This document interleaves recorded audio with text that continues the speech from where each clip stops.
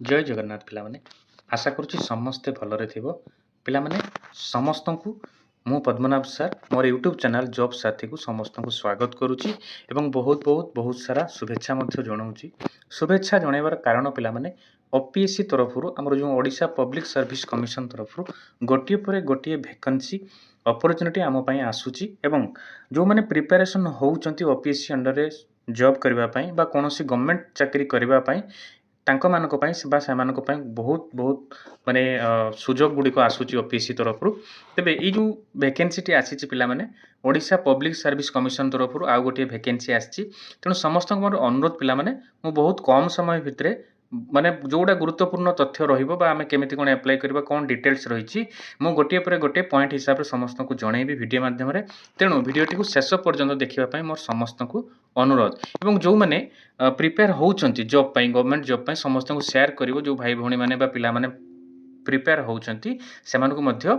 Share करिकि जणैबो। एबे देखिबा कोन रहिछि details. Odisha public service commission नो हमर पोस्ट बाहरिछि कौन पोस्ट बाहर पिला माने देखिबा assistant executive engineer in civil group A level रो पोस्ट बाहर Odisha municipal engineering service grade under housing and urban development department vacancy होची 46। आमे गोटे पर गोटे जिंस देखिबा पिला माने कौन रहिबो डिटेल्स।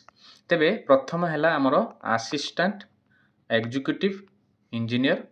पोस्ट बाहर ग्रुप ए लेवल रो पोस्ट बाहर क्लियर। केते गोटी वैकेंसी बाहर ना 46 गोटी वैकेंसी बाहर टोटल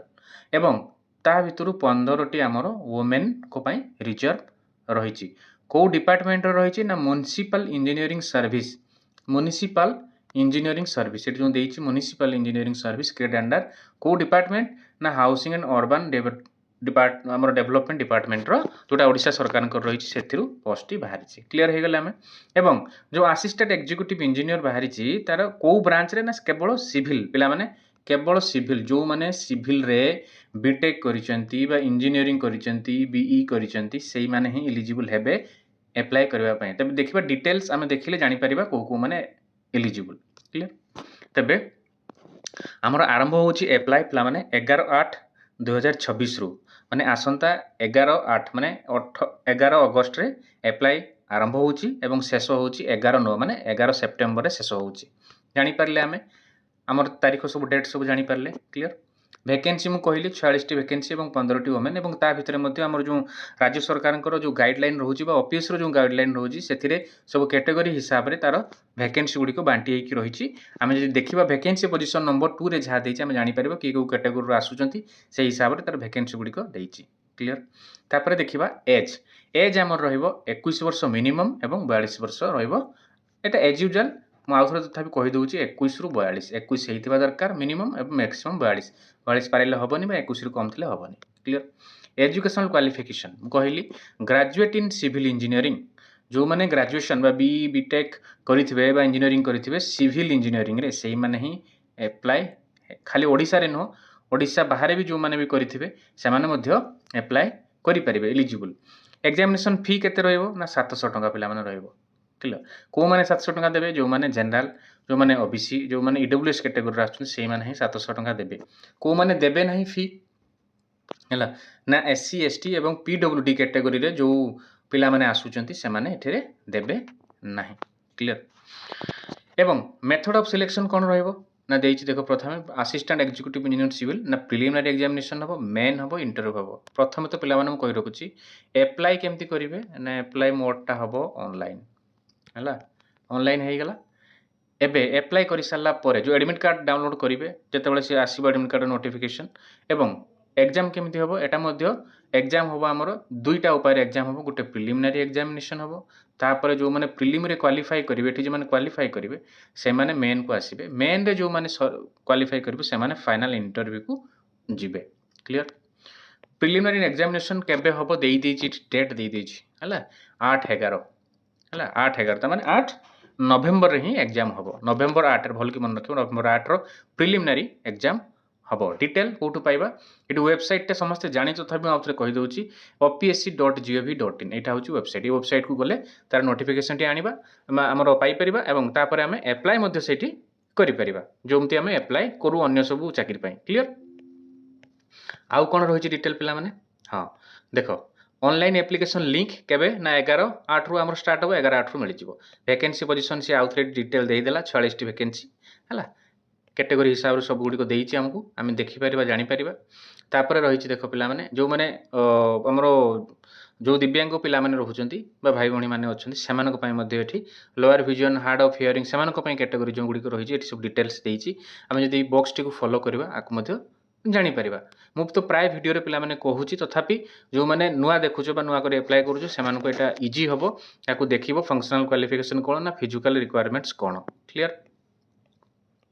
एज कथा मु कहिदेली